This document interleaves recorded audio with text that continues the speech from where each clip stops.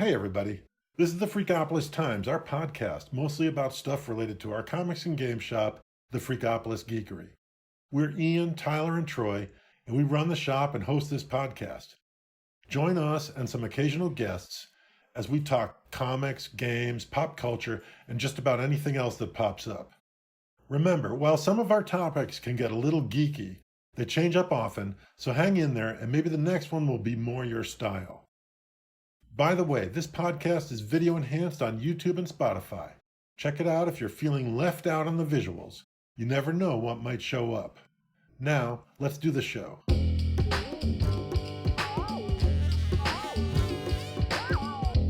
Let's talk about the other white meat.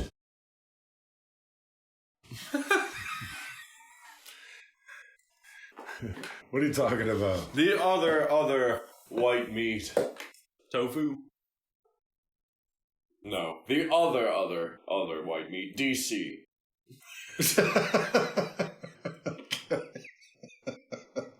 Alright. DC, I think we can all agree, does not have the strongest run with live action. They're experiments, I would call them, in live action. It's hard for me to say. I don't really watch DC movies for the most part. You never watched Justice League? No, I don't think I watched Justice League. I've seen some of the Batman movies. Like the Dark Knight trilogy? No, I don't think so. What? No. Okay, I mean, that's the ones I've seen. Yeah, everyone knows that Batman is the best part of DC and the Dark Knight trilogy is the best part of their live action.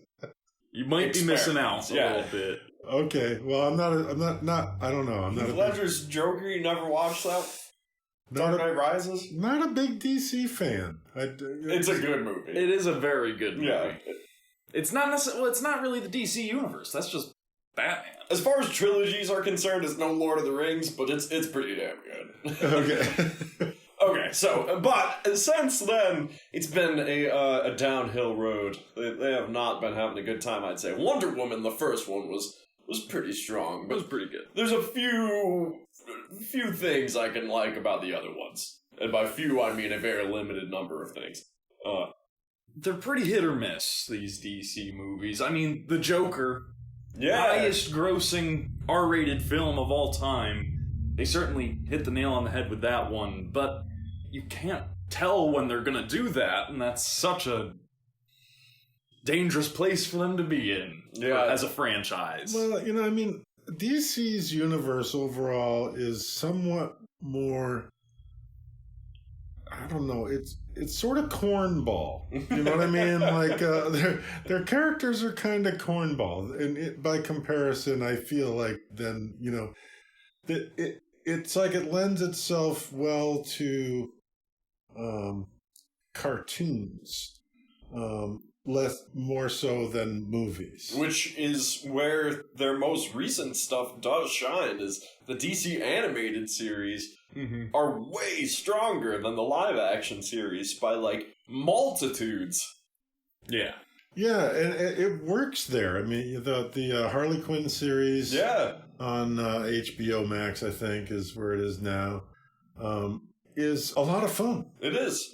Young Justice, people love that. Batman the Animated Series is legendary and deserves that position. Yeah, really good stuff there. Yeah. So it seems as though, that universe, well, I guess that's kind of the Batman Rogue Gallery and Batman, which, like we said, is generally their strong point anyway, but when you take those guys and turn them into animation, I don't know, they can come up with some really fun stuff that works so well. Yeah, like all of a sudden you can believe that Mr. Freeze froze City Hall and everyone inside of it, and Batman needs to figure out a way to unfreeze them, or what the hell ever, but like, that sounds like a cool episode, Yeah. But if they try and do that in the most recent Batman movie, you'd be like, what the fuck is going on? And that's exactly what I mean by cornball. Yeah. It's like that sort of stuff happens in the DC universe, and it doesn't so often happen. Like in the Marvel universe, if a building of people gets frozen like that, well, they're probably, you got to write them off. Yeah, Yeah. Sorry, Peter, Aunt May was in that building.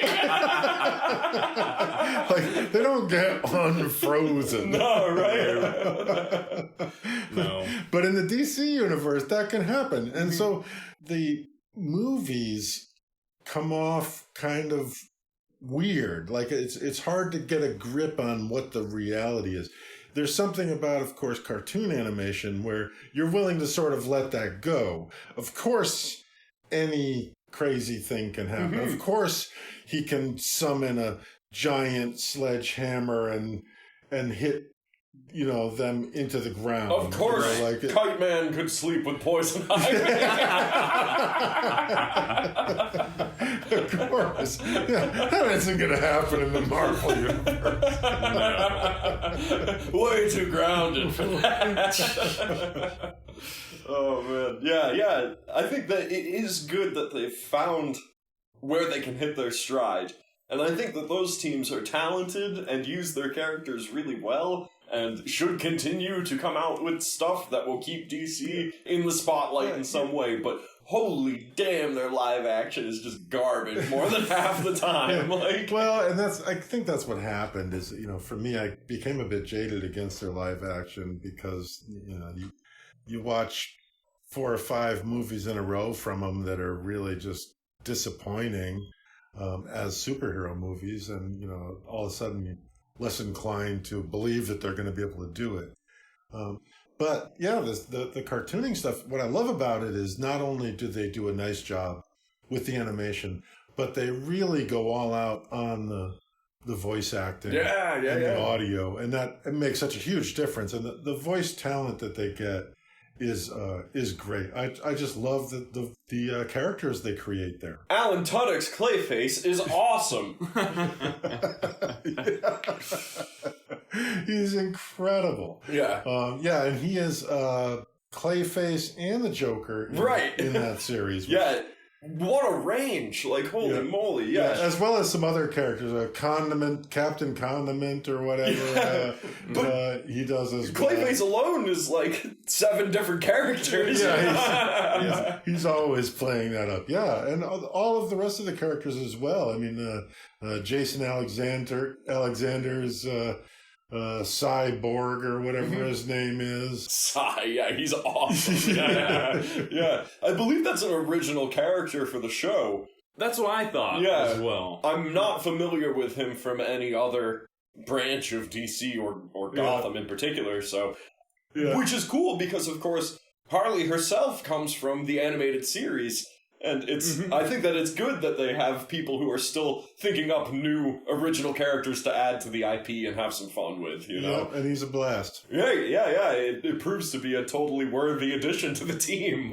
Now, they normally do hammer the nail on the head for these cartoons, DC does, but their live-action TV shows are also generally different from their movies, and that I've mostly only heard good things about, like, The Flash... and Green Arrow. The Flash has a large viewership and some people who are big fans, but as one of my good friends put it, it got to a point around season 2 where Barry was just like, I can't do it, guys. I can't go fast enough. And his friends were always like, you can do it, Barry, just run faster. And he would run faster and he would beat the villain. It really can only go so far when it comes to Justice League power characters. We know Superman's gonna win.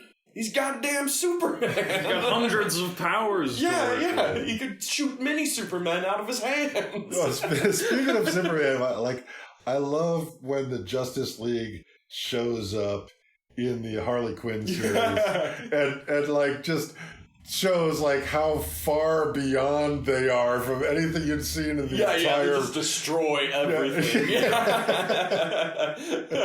Yeah, absolutely. That is a lot of fun. And it definitely shows that those writers and stuff were ready to bring in the big punchers, the big league, It's cool to see that it's a bigger thing. Hell, Darkseid, as Plant put it. Yeah. Which one is it, really? I've had fans tell me I always both. called it Darkseid. I'm sure. Dark Right. Side, yeah. I always knew it as Dark Seed. Right?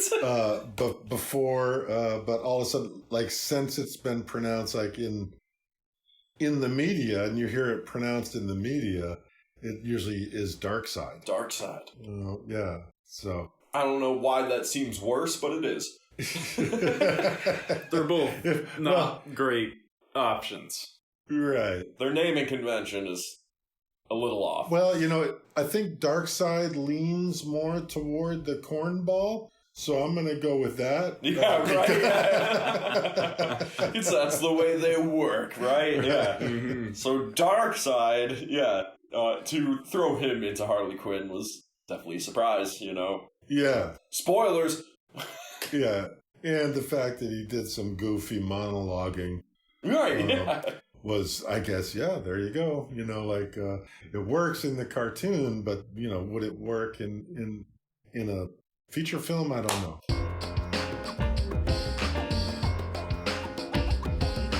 There is a niche community of people out there who are living in VR from dusk till dawn. Every moment. Already? Yes. This is happening already? Yes. The future is here. It is. Is there like some... Okay, so they're in the metaverse. Yes. They've been zucked in. They're sucked in. They've been zucked into the metaverse, Yep. and they're doing this like the entire... Well, all night, apparently. All night, all day. You said dusk till dawn. Any moment that they get is kind of the way that they go. Whenever they can be in the metaverse, they're there. Yes. But do you know what experience they're in? I'm fairly certain they live in strange arenas as hedgehogs and various strange avatars. It's like VR chat rooms, Yeah. basically. And With other people zucked in. yes. You have to Dusk till wonder, dawn. between all these Zuckers, when you see any of them squatting in the corner, do you have to assume they're taking a dump? Because they've got their VR headset on. It's like, oh, how's it going, guys? just hanging in this corner real quick. Oh, no. That's taking it to another level. You're really committed if that's the sort of VR if you're going to be doing. living amongst those people, then you just have to That's what you signed up for. wave off a lot of strange movements and I guess, yeah, I mean, this was inevitable, right? I mean, the inevitable, I don't know about, urinating in the corners, but, it's inevitable that people were going to try to spend extended periods in VR and replace themselves with, I guess, their hedgehog personas. yes.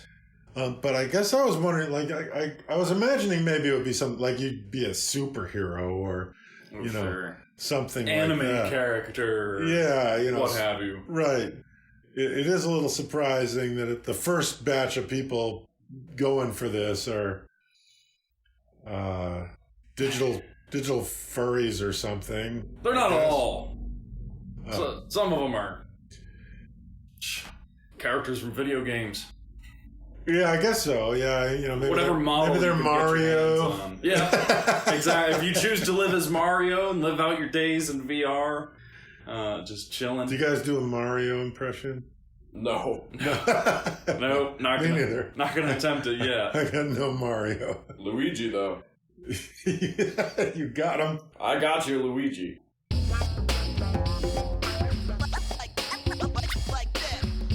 Some cool news in the video game realm of things, which, everybody loves them. Yeah, well, you've got... This is news that pertains to your style of video game playing, which is... Survival horror, sure. Yeah. Yeah, I like survival horror. I like having very precise combat, having risk, having a lot of resource management, keeps things on the edge. Sometimes I like being scared, so...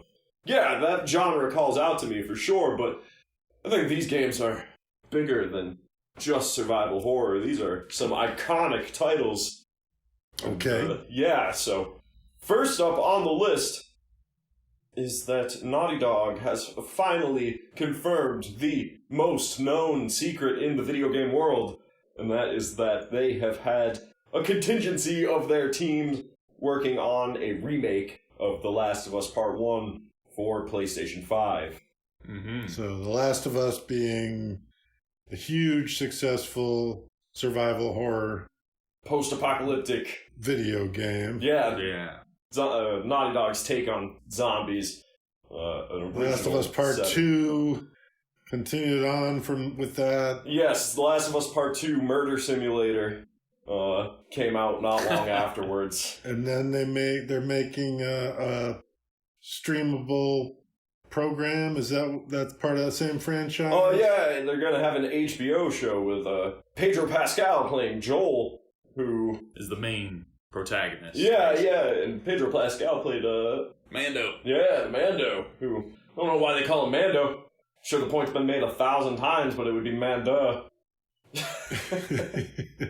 Well, so now in that franchise, what you're saying is that they're going back and remaking the first one. Yes, consider that The Last of Us Part 1 came out on PlayStation 3, and then was remastered on PlayStation 3, then remade for PlayStation 4, now will be remade for PlayStation 5. They're going with the Skyrim logic of things, in which you can just release the same game 3 or 4 times within 3 or 4 years and make 3 or 4 times the money. Though, that's in question. I wonder, since they said that they'll be updating the gameplay, The Last of Us Part 2 includes a lot of more modern style of gameplay, really fluid combat, and the ability to go prone, which is a huge change from the first part. If they introduce those types of gameplay elements into this remake, and I can imagine some of these levels being remade with the ability to go prone or use these new techniques that they've introduced to the series, it will make a big difference in the whole experience, and it could be a totally different feel for the game while still being true to the story and the characters. Anything else leaked about that yet? Oh, it was all known for a year and a half, that was upcoming. Much to some people's chagrin. Some people did not want to see Naughty Dog just redo a relatively well-holding-up game, you know? Mm-hmm. I've played through The Last of Us 1 recently, and it's a good game. It still looks pretty good. Yeah, I mean, but so Naughty Dog has also done what the entire Drake's Fortune. Yeah, Uncharted. Yeah. One of my favorite series. Yeah, which probably has a broader audience than Last of Us, than survival horror games, right? So maybe a large part of those people were hoping to see another, thing similar to Drake's Fortune, or I would imagine so. Yeah. That would be where the argument would come. I don't see why anyone would argue with them. If they love survival horror, why you'd have a problem with that? It seems like a good bet. Mm-hmm. Yeah. And Naughty Dog is a Sony studio, right? They are indeed, yeah. Yeah, so... and Sony has a lot of survival horror in its library. Sure. Yes, it does. Yeah, it's tough to say. I think that there's a whole ton of reasons as to why they ended up going with a remake for Part 1. They just announced that Part 2 just sold 10 million copies. So it is a pretty big success. Part 1 is going to have more to do with the HBO series. That's going to be the tie-in, essentially. So they probably want to get more eyes on that story in order to have a guaranteed fandom for their upcoming HBO series. So in order to do that, why not make it a big flashy thing along with all those freshly sold PlayStation 5 still hot off the shelf? Right. Yeah, and I mean, I've seen that ever since you got your PlayStation 5, you replayed a lot of games as they released for, upgraded for PS5. You dove back into those survival horror games, so it's a good bet that people will want to do that again. That's what I'm thinking, yeah. It's probably a pretty strong strategy in the end. But that's not the only remake coming out. No. There was more announcements this week, and this one I'm probably, even though I'm a huge The Last of Us fan, I love that story, I'm probably more excited for the Resident Evil 4 remake. Resident Evil 4 is legendary. I was gonna say, you love that game. It is. You gush about it pretty often. It is. I can't believe that game ran on the PlayStation 2. I think the last time I played it, we ran the whole game on a PlayStation 2 that didn't have a memory card. So we couldn't save. And we couldn't turn the PlayStation 2 off. The original roguelike. Yes, exactly. Yeah, which means that you're going back to checkpoints that the game essentially assigns for you. You get one sort of save, but you can't actually manually save anything. And what we did during that run was, well, for one, it took a few weekends because we were going over to a friend's house to do this, right? So that PlayStation 2 was running hot. That thing was a testament to how strong PlayStation 2s are. I think that you could probably send them to Ukraine. They could use them as body armor right now. Those things are insane. So, we didn't have a memory card, and we had a PlayStation 2 that had to run for weeks straight. And in the beginning of the game, there's a lake nearby. You can shoot at that lake's water, and you can kill bats in the water. Don't kill too many. But if you get a few, you can pick up those bats, and they work as a healing item, but they take up a huge amount of your inventory space. Survival horror equals inventory management when it comes to Resident Evil, right? Then we chose not to get any inventory upgrades throughout the entire run, leaving us with the large Black Blast challenge, which is to never save, to use a large black bass throughout the entire run in your inventory and never grab any inventory upgrades. It is a self-imposed challenge. Because it wasn't survivally horror-y enough. No. Admittedly, you gotta carry a giant fish in your backpack while you do it. Can't use it as a melee weapon, stab people around with it. It was about the temptation. It was about, the boss almost has us, we're at our last leg, we don't have any healing items left, we could eat the bass, right? But no, we have to carry that thing to the end of the game. That was the whole thing. Right. And so, the reason being, though, we'd already beaten the game like 3 or 4 times. Resident Evil 4 is freaking awesome. I have to say. It's so good, so iconic, that the village encounter towards the beginning of the game made the name Resident Evil 8 Village. They based a whole sequel off and a single encounter. Yeah, they tried to evoke that same feeling of that encounter, which was very open-ended, incredibly tense, and awesome. In the entirety of another game, a whole entry into the series. Wow. So, that kind of leads us to the idea of remakes in general, though. They're pretty common at this point. Right, yeah, which is kind of surprising. I really am not a big fan overall of remakes of anything.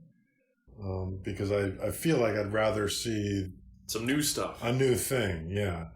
But it does seem to be popular. I guess it's a certain way to have stories to produce that you already know people like. It's just strange to, when are they going to remake Star Wars Episode 4, A New Hope? Yeah, exactly. I mean, Fellowship of the Ring. Right. Yeah. Oh, God. So I guess we'll see. Yeah. Yes, movie remakes are very different. A whole different league from game remakes. I think so, yeah. It seems an inevitability, though, that eventually you will have remakes of such movies that are going to make me shudder. But, yeah, I think remakes in the video game sphere of things make some sense. Because video games are really, really hard to make on the AAA level. And to be able to have that storyboard already written, the encounters already there, and keep your teams hired. Right. Keep your texture guys working and keep your engine guys, modifying things and building on top of your prior projects and getting more familiar with new hardware and whatnot, is something that you have to do while the lead guys are brewing up the next big idea. Yeah, I agree. And there's a lot of good reason to do a remake for a new platform. or, to be able to upscale it to something like the PS5 and its capabilities. Mm-hmm. You almost have to remake some of that stuff in order to get to make full use of the 4K resolution. Yeah. You can't, it's otherwise generally going to be upscaled. They had to remake stuff for the PS4 Pro as well. Right. So it makes a lot of sense if the technology has changed and the story can be told better and, look awesome on those platforms. It definitely helps to extend the sales cycle for that game. Mm-hmm. If they don't remake it, people aren't going to be playing that game anymore. No, exactly. True, it's another chance to get $60 or $70 now from the people that already bought the game. Sometimes that's the case. Sometimes they give it to you if you already own it for PS4. There is a safety to it in that you have a guaranteed fan base to pander to, Certainly, same reason they do sequels. I've just been a bit pessimistic the last few years about video games in general. Remakes, even Sony first-party games like Last of Us and Naughty Dog and all those guys that are they release some great games. Just because there's so much effort put into these huge titles doesn't mean that there's going to be the same degree of enjoyment as a game that's just flat out fun. And finally, since it's so survival horror-y this week, there is a new title that's coming out this year, the Callisto Protocol, which is being created by prior developers of Dead Space, but they've made a new studio, a new IP, or maybe joined a new studio. And it looks very similar to Dead Space. If you're not familiar, Dead Space followed the engineer Isaac as he made his way through a space station, or a space station on a planet? Exoplanet? Yeah, Something exoplanet like that. Of sorts, yeah. It was kind of like an Aliens experience, very, very dark, and you felt isolated, like extremely isolated. Wasn't there a lot of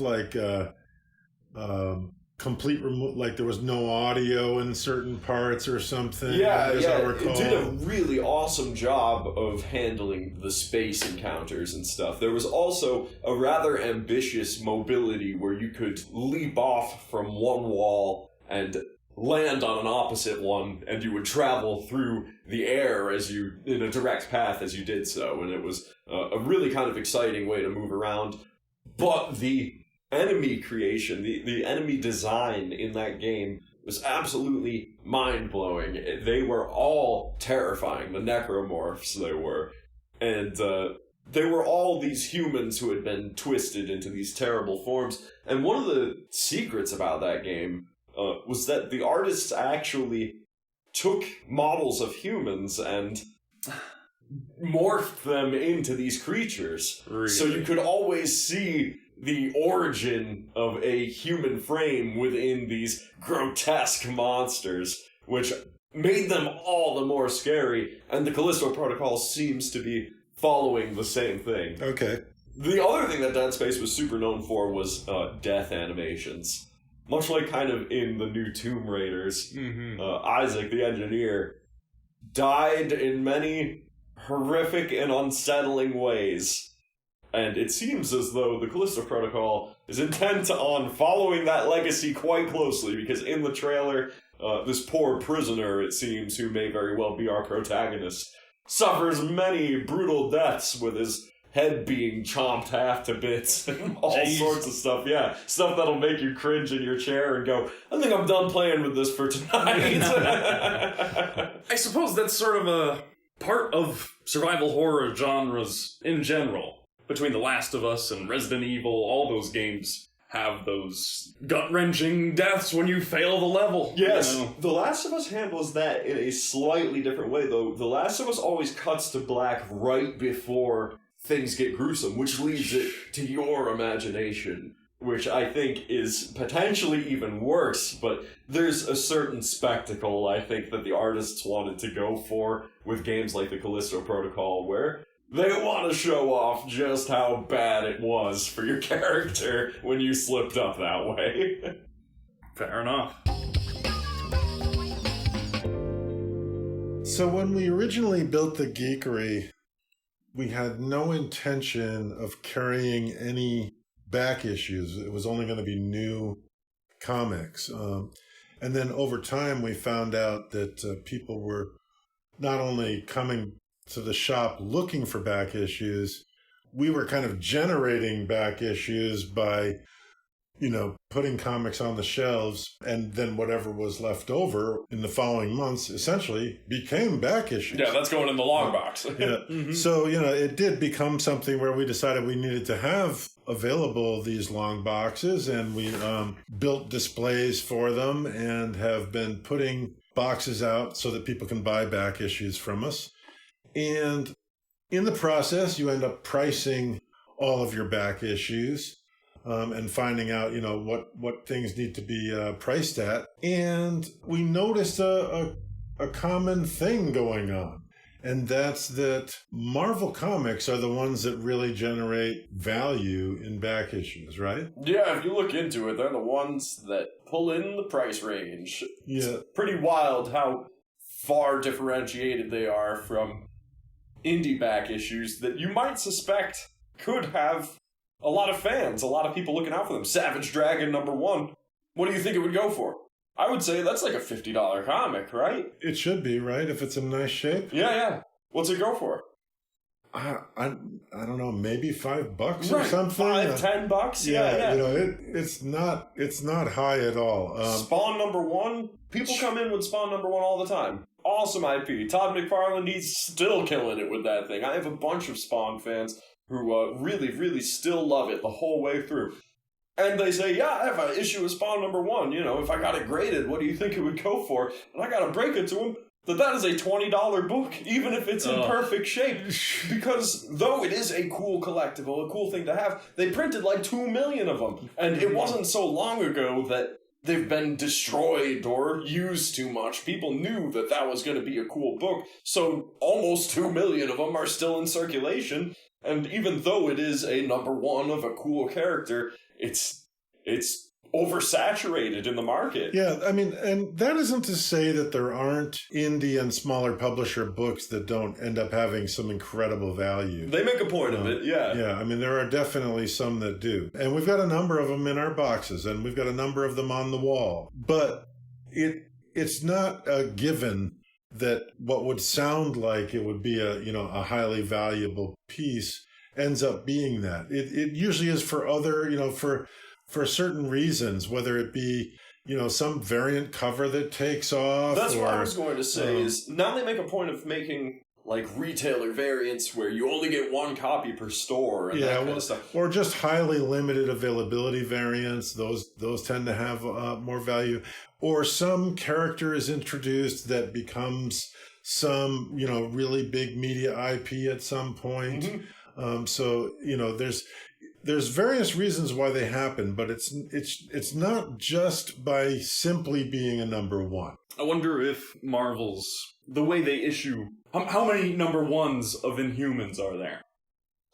Does that have any effect on what those back issues are worth? Because I know DC will go into the hundreds, whereas Marvel will sort of do a soft restart multiple times. As of recently. Yeah, I mean, I think Marvel's wrecking up their own IP that way. I really feel like they push out too many #1s. And so what they're doing is they're diminishing the previous ones every time they do that. In general, manga lovers enjoy holding that over Western comic readers' heads. They say, where do I start with One Punch Man? They're like, Volume 1, bro. Yeah. Where do I start with The Mighty Thor? Like, well, there's #1 2022, there's #1 2016, there's #1 2007, there's #1 1992, and there's the real #1 in 1968. Yeah. Yeah, and if you're going to kind of enter your stuff into a database and get their values and all of that, it's very difficult when you have all of these various #1s. Yeah. The manga really has it nailed for doing that. And really, Marvel should have done that. They should have revolumed whenever they wanted to make a change that was that significant. You bring on a new, artist, writer team. They should have gone ahead and just said, okay, well, this is volume 2 of the Hulk. Yeah. But the issue number should have just been continuous. I believe so. And you do kind of see them attempting to tap into that. Like, I believe Thor number 24 or 25 was actually Thor number 750 of the most recent run. Yeah, all that is them trying to cash in on the 750. Yeah. Right? They're not maintaining that as being useful to us. It's useful to them for their marketing purpose. True enough. Yeah, it's still Thor number 24 or 25 as far as we're considered when we're trying to organize things. But it worked. It's a desirable comic. People were scrambling for it. Yeah, that part is a little bit disappointing. It's a little bit frustrating, and I do wonder how it's going to affect overall value of those issues, but we'll see. I feel like if they're going to keep with making new series with these familiar characters, then they need to have a differentiator. Like, I have no problem with the Immortal Hulk number 1 through 50. That's a different thing. I feel like that's its own run, Mm-hmm. But Hulk number 1 again, It's like, just call it Hulk Rage Out or something, give me just a little bit of something that makes me know that this is a different number 1 than Hulk number 1 or the Hulk number 1 that came before that. So, something relatively new to the shop. Mm-hmm. Something we hold near and dear to our hearts every time a new D&D book comes out. It's always an exciting time. Yeah. This latest one. Yeah, the new one. I haven't really looked at it yet. It has a nice cover, but they all have nice covers. Yeah, generally that's true. Mordenkainen's presents Monsters of the Multiverse. Yeah. Oh, wow. So, the Zuckerberg. Oh, that's the metaverse. Yes, yeah. Metaverse and presents Multiverse. The Zuckerberg. The metaverse. If Mordenkainen guided me into the metaverse, I would truly ascend to cyberpunk level escalation. Oh, yeah. All right. Mordenkainen is what exactly? Mordenkainen is like a planar class wizard. What race is he? Human. Or is he non-racial? I mean, he seems to be immortal at this point. He's probably ascended in arcane like level power. 20. Yeah. The dude could be anywhere at any time. Level 20, maybe a human. Right, well... Are you really human at that point? If you could polymorph Did he start off as human, or was he always Mordenkainen the planar? I'm not sure. Though I did see the first introduction to Fizzban. In Dragonlance. Yeah, in Dragonlance. Yeah, I saw you mention that on our Discord. I did, and it's interesting because, of course, being in Dragonlance, which is still a D&D realm, it's not the Forgotten Realms, which is the one that everyone's familiar with, the Sword Coast and all that, but Dragonlance is one of their worlds, And within that world, Fizzban is first discovered, smacking a tree with his staff because it appeared in a place he liked to sit. And he's immediately captured by draconian guards. He's just like this feeble, crazy old man who happens to know Fireball. And yet look at this. He gets his own whole prepaid mini line and stuff, yeah. Somehow, yeah. Yeah. His treasury of dragons. Yeah, you're right, yeah. I'm pretty sure that dragons are A, absolutely terrifying in that world.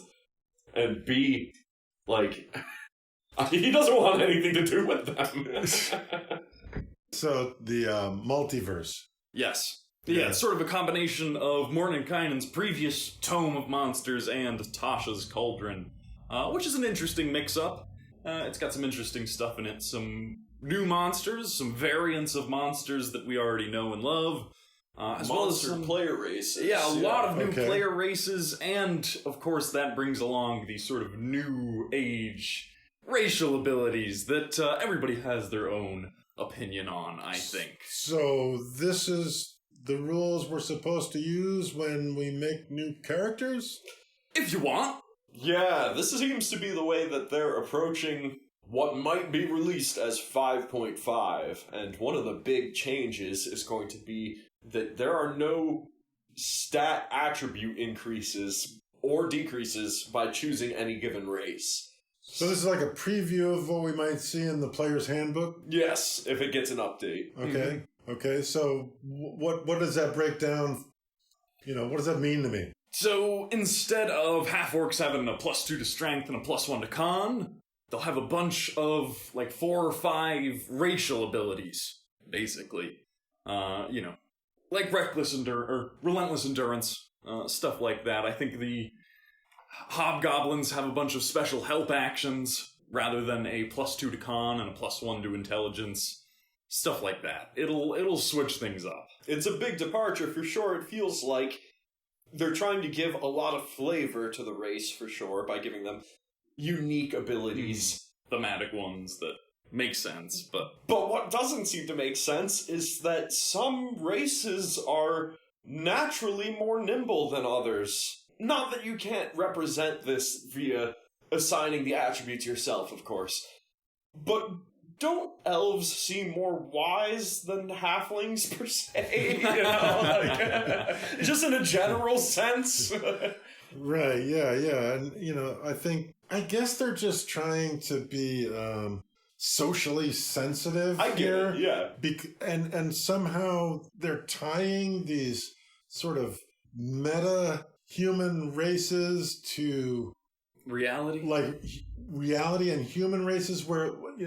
In my mind, human races are represented in that world as humans. Yeah, that's just all humans. Right? That's the point. And they have nothing to do with the other races. I don't know what the implication is there, what they're... Maybe they believe themselves guilty of thinking of it that way, but I don't know that we all thought of the D&D races in terms of how they relate to human races. That may very well be, the way that they're approaching it, kind of with a more socially conscious way of looking at things. But it does seem to imply, that they had a certain connection in their mind that I wasn't necessarily making, because I always thought that these races were fantastical and diverse and don't exist in our world. Naturally, a Goliath would be tougher than a gnome. Yeah. You'd think so, right? Wouldn't you? Yeah. Right. Yeah. I mean, what is a Goliath's racial benefit? So it can be represented well through that. Like Goliaths do have, I believe, a D12 that they can roll when they take damage, and they reduce it by that D12 plus con or something along those lines, which in low levels can essentially negate an attack against you, which is pretty cool. This is one of the new racial? No, I don't think so. That's one of their extra. That's just an example. Maybe they would give them something like thick skin for an additional +1 to AC natural armor. That's just something quick off the top of my mind. Right, whatever. okay. But yeah. If that was the case, then I could see it ultimately balancing out while still giving you cool racial options. But it's definitely different, and I'm not going to say it's hard to swallow, but it doesn't quite make sense for someone who has been very stat and attribute oriented and played since, straight up 3rd edition or so. Mm-hmm. And you've played, you played original D&D, Dad. Right. You played AD&D, which is pretty much a stat game. Sure, but those games also were, they were a mess. Yeah. Gnomes were monsters. I mean, I don't really have a problem with them reworking how that works. Especially if I get cool racial abilities, then I can build, as long as I'm adjusting my own sort of, pool of points in my stats, or using the standard array, then I can make my Goliath be Goliath-like in his stats. It made sense before in that it leaned all Goliaths to being large of stature, thick and strong. That made a lot of sense. You didn't see a lot of slight Goliaths. It's not nearly as drastic as it was in the past, per se, where in 3rd edition or before, if you played a half-orc, you got a decrease to your intelligence. There's no negative attribute modifiers, I believe, in 5e. Nope. With the exception of maybe an orc. Or drow under sunlight. Right, like sure. a few specific circumstances. But in general, they made sure to make sure these all beneficial. Sure. And drows had superpowers anyway. Yeah, exactly, right? Yeah. But we'll talk about that another time. Yeah. But yeah, I mean, it's unfortunate that they felt they had to get away from the stat adjustments because it did kind of cause all players or all characters of that type to lean in a certain direction, and all Goliaths would then be big. Mm-hmm. But maybe these new sort of bonuses that they apply are going to favor it that way anyways, and maybe the descriptions of the characters are going to be like, it'll just make it odd. Hey, why are you describing yourself as being a super small Goliath unless you're going to be considered odd? Yeah.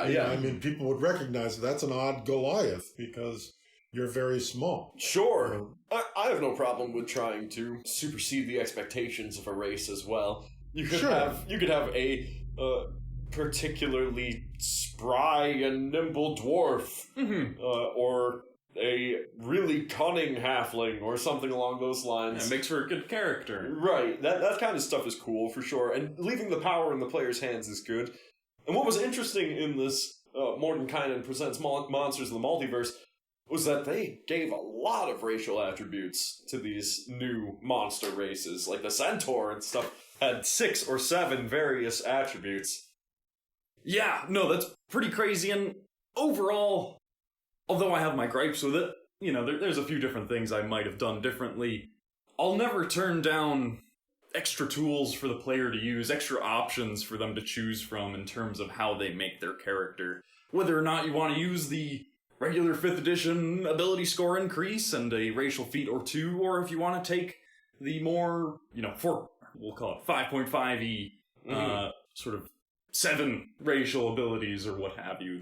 That's cool with me. More options is better.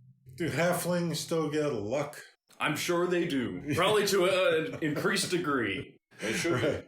Yeah, so I mean, those sorts of things make it fun.